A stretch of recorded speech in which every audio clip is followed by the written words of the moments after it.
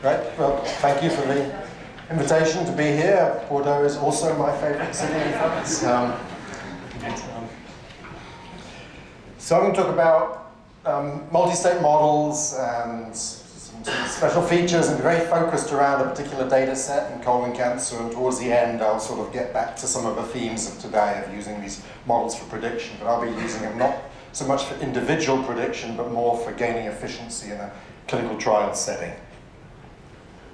Okay, so the plan is to tell you a little bit about pure models, a little bit about multi-state models, a lot about the colon cancer data, go through this model, the description of a model and the likelihood and the estimation techniques, and then sort of get on to utilizing a model, and that's where sort of a prediction will come in. And these are clinical trial data, so we're actually going to utilize the model to try and gain efficiency in a clinical trial result. So I'll make some sort of comments on some of the things that we just had questions about too.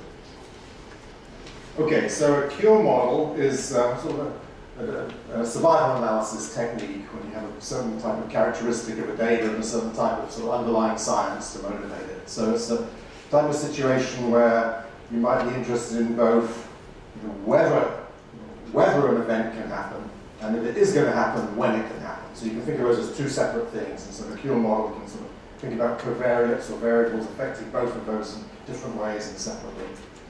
And so it's useful when you have a scientific rationale for a cure group and you've got empirical evidence. If you don't really have that, you can get into trouble with cure models. Anyway, so that's applicable in quite a few cancer settings, so particularly in the colon cancer setting I'm going to talk about. So this is a type of classic example where a cure model is good. So these are just Kaplan-Meier plots to represent the data for time to recurrence of the cancer in patients who were treated in a clinical trial. I've just represented stage 2 and stage 3 as sort of a feature here. That makes a cure model good. You probably can't see what the red thing is. There's lots of these lines plateau, lots and lots of people have long follow-up, and just about all the events happen in about the first 5 or 6 years. There's very few events after that recurrence. If it's going to happen, it's going to happen within the first 5 or 6 years. So that's a cure model, and we'll come back to exactly this data in a minute. And then a multi-state model, which you've heard something about, so I won't go into too much. You have different states, and you transition between the states, and I'm going to be extending this healthy, disease, dead model by adding a cure component to it. So you have to basically make regression models, or hazard models, for each arrow in these pictures. Okay, so I'm packaging those two things together, cure models and healthy disease dead models. And the data we have comes from multiple randomized trials in colon cancer, and I'm going to be analyzing them all separately. And there's 2 event times. One's the recurrence of a cancer, so that's just it's not keep recurring, I've just got a recurrence, yes, no, and then whether the patient dies or not. And these trials, at the time they were designed, the endpoint of interest was time to death, overall survival. And in the data we don't know about the cause of death, and there's some other covariates, there's basic things, the stage of a cancer, and the age of a patient. And so, sort of a goal here is to build a model, joint model, as Virginia was saying, to sort of jointly consider recurrence and death together, and think a little bit more about sort of modeling the process that gave rise to the data a little bit, rather than sort of thinking about just empirical description, think a little bit about how did this data arise, and then so incorporate the structure in a little bit into the model, sort of scientific context into the structure of the models. And as a last point, there's no emphasis here on sort of parsimony or small numbers of parameters. That's not the goal, or sort of available software or something. We want to sort of model the process which gave rise to the data. And then we're going to try to use those models. So all those models give parameter estimates, which are interesting and useful and interpretable, but I'm going to focus mainly on using a model for prediction and efficiency gain. So the explicit data are from advanced localized colon cancer. So these are some 12 randomized trials, and everyone gets surgery in the different arms of these 12 trials of different versions of chemotherapy or surgery plus chemotherapy versus surgery only. And so we're not really, they're not common treatments, common comparisons, and just what was in that trial. The trials, so a total of about 14,000 patients, about 4,000 recurrences, 5,000 deaths, so a lot of data, but I'm going to treat each trial separately. Just about all the censoring in this is administrative censoring at the end of a sort of follow-up period of the trials. And sort of an earlier version of what I'm talking about was okay, so just a little bit more about the data so you get some ideas of the numbers. So there's 12 trials, each row is a trial, they vary in size, 247 to 2,400, and some reasonable number of recurrences, and some people recur without dying, and some people die without recurring, and so there's that's sort of the nature of the data, and then in about 10 years follow-up, some fraction of stage 2, stage 3, so age varies from one patient to the next. They're not always 50-50 randomization, sometimes they're 2-to-1 type randomization. So that's the nature of the data. I'm going to show you some specific results for trial 3 and trial 5, just for any particular reason, just in those two trials.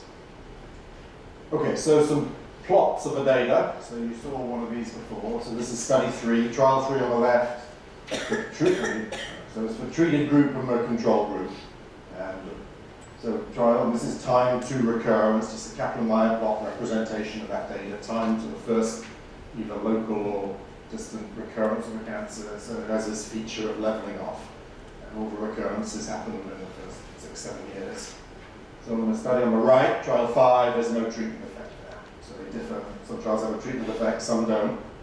And again, they level off. And all the 12 trials, this graph looks more or less the same. They all level off.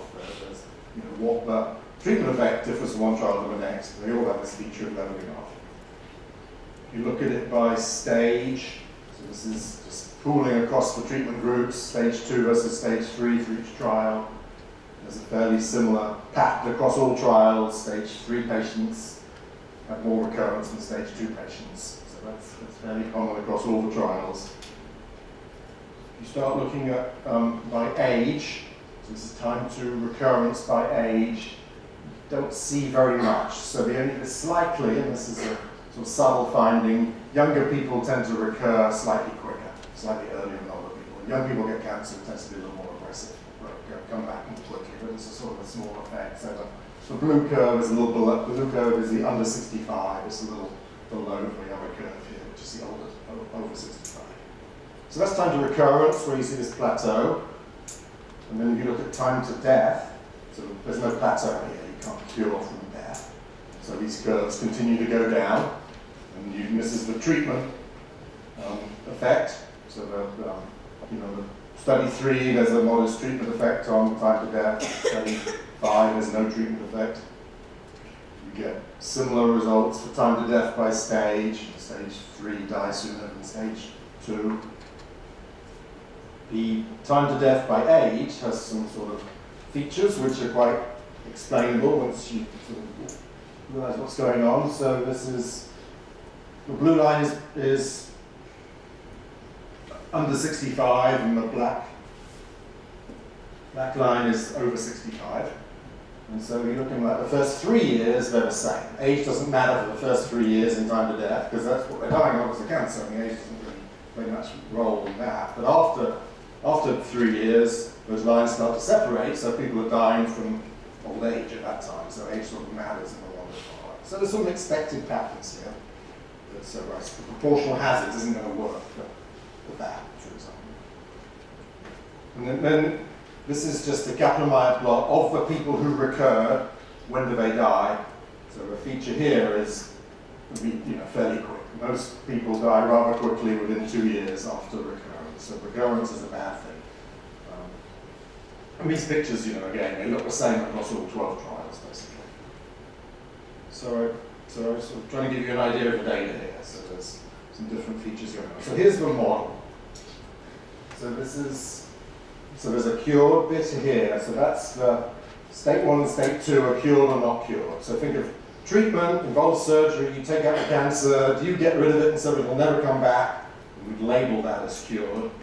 Or you treat it, you don't know it's person's cured, You treat it, you haven't managed to remove all the cancer, and it's going to come back at some later time. So the cured or not cured, conceptualize it happens at time 0, but it's not observable at time 0. And then, if you're not cured, you can do one of two things. So the arrow in state 2 to 3 is to recur, or you could die before you recur if you're not cured. So those are sort of competing risks here. And then if you recur, the only thing you can go on to do is die. So there's an arrow there. If you're cured, you can go on to die, but by definition, if you're cured, you can't recur. So there's no arrow from state 1 cured to recur. So that's the structure of a model. So each of there's 5 components to a model. There's the sort of arrows to cured or not cured. So that's like a binary model, a logistic regression model, and then each of the arrows has a hazard type model. Okay, so you'll see this picture a few times. Okay, so there's these states. So I've just basically described those states. It's probably just easier to look at the model. So state 1 means you're cured and alive. State 2 means you're not cured but alive. State 3 means you're recurred and alive. State 4 means you're dead. But you don't get to fully observe the data here. You get to observe what you get to observe. So you get to observe someone did not recur and is alive. So what do you know about them? So they did not recur and they're alive. You don't know whether in state 1 or state 2. And similarly for every other sort of circumstance, you know something, but you don't know everything about it. You don't know what state they're in. So if they did not recur and die, they either went from state 1 to 4 or state 2 to 4. Okay, so that's sort of the data you have. So this model has 5 components. A logistic model for the binary indicator of cured or not. And then each of the 4 transitions has a hazard model, which will have regression coefficients in there and baseline hazards in there. Okay, so the motivation, I've sort of said this. So the motivation here is the cured group is the treatment, involves surgery, gets rid of the cancer, it doesn't. So that's sort of the cured aspect. And then if cure happens, you don't get to observe, you don't know it's happened, you don't get to observe it immediately, but if someone recurred, you know they weren't cured, but for some people you're never going to really know what they're cured. So it's sort of a latent structure in the model. If the cancer's not eliminated, the recurrence will happen, and it'll happen, even the cancer's not eliminated, it's there, you just can't detect it. It's small, it's growing, eventually it'll grow and be detected, and that's what recurrence is when it's big enough to be detectable. And as you saw in the pictures, if you're going to recur, the cancer is going to grow fast enough that it's going to come back basically around within 4 years and almost guaranteed within 7 years. So there's sort of context structure going into the models. And so the interpretation of those different arrows in the model, you can think of what they mean a little bit. So the probability of cure, that's sort of about whether you can get rid of a cancer, whether you can get rid of a tumor. So that's more to do with that's the stage of the cancer, how big it was. If you think about the hazard of recurring given you're not cured, so that's how quickly it's growing back. So that's about sort of the kinetics of a regrowth of a tumor after treatment. So that's about the tumor growth. You think about the hazard 1-4, that transition, that's about dying if you're cured. So that's not about the cancer at all because you're cured. So that's about the person. So that's sort of characteristics of the person are going to matter more there. And you can go on. So different arrows, you expect different coefficients, different variables to be important for different aspects of this model. And that's what we'll see, exactly is what we'll see. Okay, so just some details here. So I said a logistic model for a probability of cure. And so there's these covariates in there, so we have to estimate those. And then we've done a parametric, we've just done a Weibull baseline hazard with a proportional hazard structure. You can see there's a shape parameter, a scale parameter for the Weibull, and then the baseline covariates. And one thing we do is when someone recurs, we set the clock back to 0. So that's time 0 again for that group of people. So it's time to recurrence, time to death from recurrence. And we include that to incorporate some potential correlation between the recurrence to death. We include the time to recurrence as a covariate in the time to death of those who've recurred. So lots of parameters, 25 parameters. So there's, there's data here, there's time event, so Y subscript R is recurrence time, or the indicator of recurrence. Y subscript D is a death time, or the indicator of death, and the covariance, and the censoring. And G is this latent variable, which is partially observed to see if someone's cured. PI is going to be the probability of that latent variable equals 1. And one thing to note here, that censoring for recurrence may not be the same time as the censoring for death. That's sort of the way the data was collected. It's not guaranteed to be the same at all. Okay, so there's different types of observations, and so each someone's recurred and alive. So each observation you have to figure out the contribution to the likelihood, and so just here's a couple of examples. So this is for someone who recurred and died. So this first top line is all about them recurring. So they have to be 1 minus p is probably not cured. Lambda 2,3 is going from not cured to recurrence. So that's the hazard times e to the minus integrated hazard, and then we have a competing risk term. They have to also be alive at the time they recurred. Then the second line is given they recurred, when do they die? And so that's sort of a standard hazard for the standard contribution to the likelihood for someone who had the condition of recurred when they died. So there's a term, every person has a contribution to the likelihood, and they get a little more complicated. The censoring dates are different, but here's another one for someone who not recurred and died. So the first line is they were not cured, they didn't recur and didn't die. The second line is they were cured, but they haven't died yet. So so these are the contributions to the likelihood, which you have to calculate, and these integrals have to be done numerically.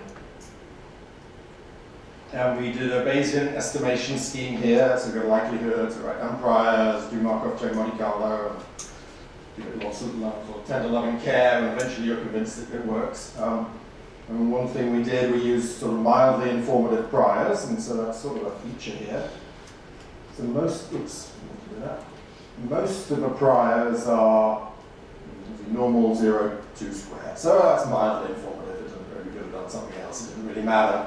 But a couple of them, the beta 1,4 treatment and beta 1,4 stage, we gave quite informative priors, fairly close to 0 there. So I'm not sure if I've got a picture of the model. So that's the transition from being cured to dying. Treatment, what you were treated on, given you're cured, isn't going to really affect when you die very much. So or unlikely to. So we've sort of shrunk that fairly close to 0. And similarly, the stage you had isn't going to matter too much if you were cured on when you die. So we've shrunk that to 0, or somewhat close to 0. And those actually help with, there's some sort of identifiability issues in these sort of cure models, and that helps with the identifiability issues too. So, lots of iterations and to make it work. And so I'm going to just show you parameter estimates from one trial, and the other 11 trials are sort of similar.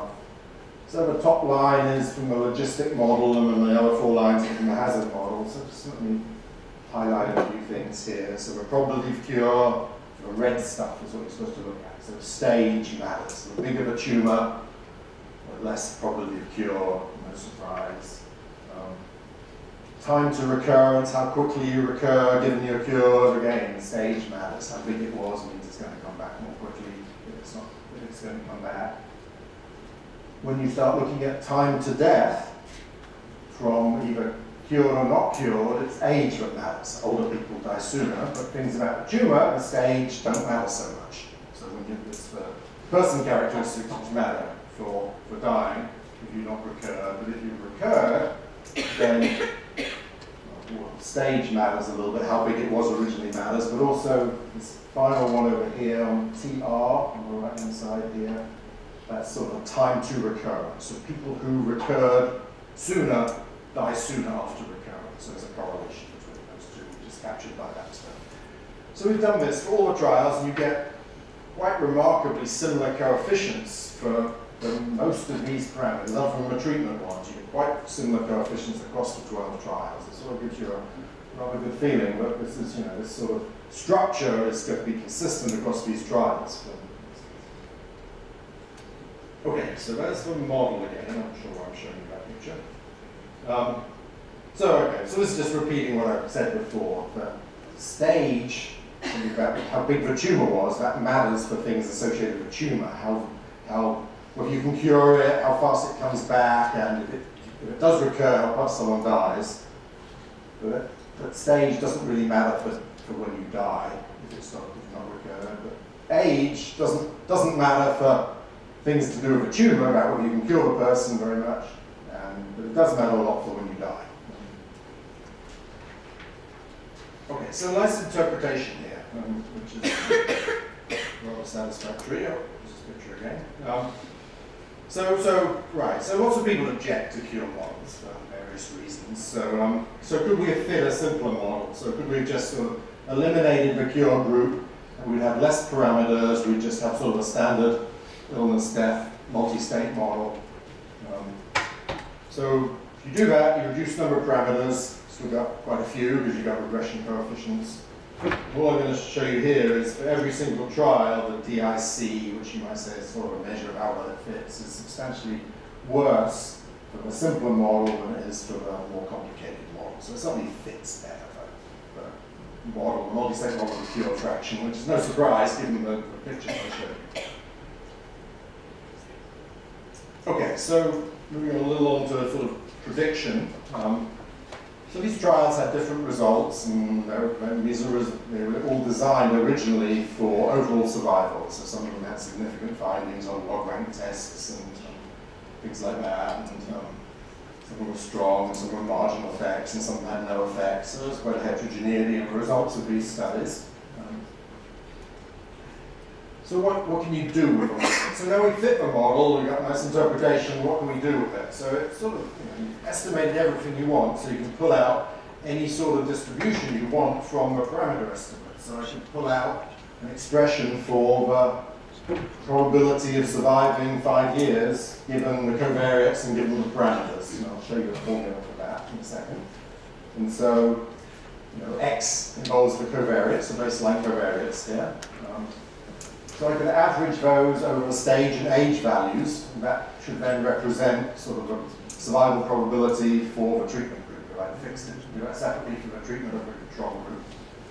Then I can compare that estimate, which is purely derived from a fitted model, the parametric fitted model, and compare that with just the Kaplan-Meier estimate. Right? So the Kaplan-Meier estimate just takes time to death, just a Kaplan-Meier plot, and reads off for 5 years. Or the model-based thing has the assumptions of a model and the extra information of a recurrence. So you might think I'm going to gain some efficiency by using the extra information of parametric assumptions in a model. So just here's, so this is just showing you can calculate sort of predicted probabilities, anyone you want, once you fit the model. So this is a probability that someone survives 5 years. So, there's formulas down the bottom, we won't necessarily go through those, but you have to think about if they're cured, and then don't die, given they're cured, or they're not, so that's the first line. If they're not cured, they don't recur or die, or you could allow them to recur but not die, so that's the third line. So each of those there's formulas for, and we don't have to go through those, but they're messy, but the computer doesn't, so it doesn't really matter if it's messy. Okay, so here's what you get if you do that. So for trial 3, I'm showing you what you get if you just do a Kaplan-Meier plot, take the survival estimates for 5 years, and take the difference between those two. You get an estimate of 0.74, so 7.4% improved survival for treatment in trial 3, and there's the standard error, 0.031. If you do this multi-state model, do a thing I've just told you, using all the parametric assumptions in the model, you get basically the same point estimate and this little bit smaller standard error. So we've gained some efficiency through the modeling assumptions and using the recurrence data. And you get more or less the same story for trial 5. So the modeling buys you something, right? Modeling is sort of buying information, if you like. So this is just showing you across all the trials. So there's 12 pairs of lines here. So the bottom 2 lines are trial 1, the next 2 lines are trial 2. And this is the survival difference at 5 years. And the bottom line of each pair is a Kaplan-Meier, and the next line, second line up, is from the model. So you'll see the point estimates are roughly the same, and the error bars are a little bit narrower for the modeling. So consistent across all the trials. You get the same result from the error bar. The errors are a little bit more tight. We're getting a little bit of information out of this modeling exercise. Okay, so sort of along the same themes, so utilizing surrogate endpoints in clinical trials is of great interest. Could you replace the endpoint of overall survival with something else? So a different sort of strategy there is to sort of keep the same endpoint of overall survival, but maybe I can use the information in recurrence as auxiliary information to help me get a better, more precise estimate of overall survival. So that's what I call auxiliary variable. So utilize the information in recurrence times. Maybe I can use that to shorten the length of the trial. So the idea is sort of obvious. If someone's censored, that their time to death is missing, but if they've recurred, I probably think they're going to die sooner, but if they haven't recurred. So that's sort of obviously how I can exploit the information in the recurrence. And the way we're actually going to do that is through actually imputation of death times. Multiple imputation. We have all the necessary models to allow me to know how to impute the death time for someone who's censored. So from killing them in the future, if you like, and doing it multiple times. And then once you've done that, you're going to analyze the combination of the observed death times and the ones I impute. So that's sort of this multiple imputation strategy. And so you basically impute death times from a residual time to death from the censoring day. So here's the formula for that, and we'll show a little bit more of this in a second. So it's just a residual time distribution given they were censored, and part of that information is whether they recurred or not, and when they recurred. So I can do that, and then I've got completed data. That's sort of a multiple imputation philosophy, is you sort of fill in your data, and then you analyze the completed data, which you can use easily standard methods for, so mod rank tests or Cox models, something like that. And then you compare that with the other methods you might have for analyzing just the time. So we do that. So this I view as sort of using a model in a mild way. I'm sort of using it just to help with the imputation. Once I've done that, I'm going back to the original data that was observed and for a little bit of imputed data I've done. So this is sort of still using a model, but in a sort of a more, in a milder way. And so to do this imputation, you need to write down an expression for the residual time distribution. And so here's the expression. And so here's an example of what you can do. So if the person actually did recur, I want to write down the time they survived, A time units into the future, given they're alive now, given they recurred, it's just e to the minus integrated hazard from the 3-4 transition from those times. So, any conditional distribution I can figure out from a model structure, and I have a parameter estimates.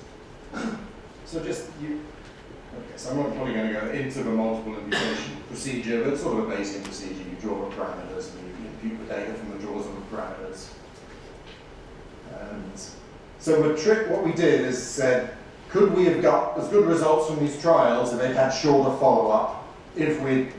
So what we did is reduce the follow-up in the trials, so cut them off earlier, applied a model to the sort of shortened, reduced data, imputed back to the original data, and compare the results of that analysis of the imputed data with the original data.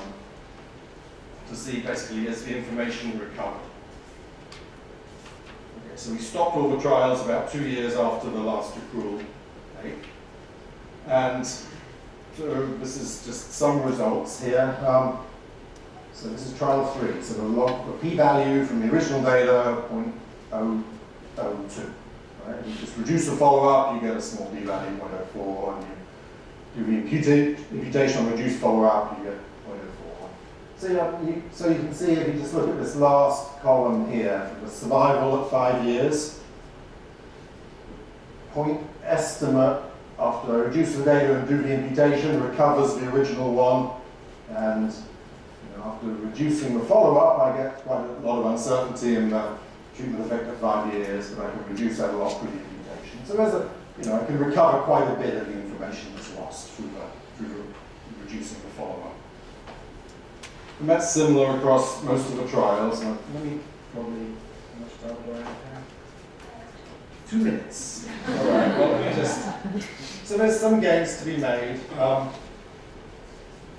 There's another sort of thing we tried, which didn't work out very well, but you could start thinking, since you have this structure, you can start thinking about imposing more constraints on the structure. So maybe by imposing more constraints, you can gain a little more efficiency. So the thing we imposed is that, okay, I've already told you that the 1 to 4 transition, treatment doesn't matter. Right? They're cured by the treatment. When they die, it doesn't really matter what treatment arm they're on. But you can also think once someone's recurred, all sorts of things happen then. They get new treatments, they run new trials. I mean, so the original treatment they have is not very relevant then anymore to this 3-4 transition. So what we did was shrink the coefficient of treatment in that Weibel model towards 0 as well, just using a stronger prior. So as so you can think of doing these sort of tricks if you can sort of model the whole process of the data. Well, that trick didn't really help, but it was a good idea. So this is just showing you that it doesn't help. So let me go on to the thing which sort of relates more to some of the discussion, some of the questions. So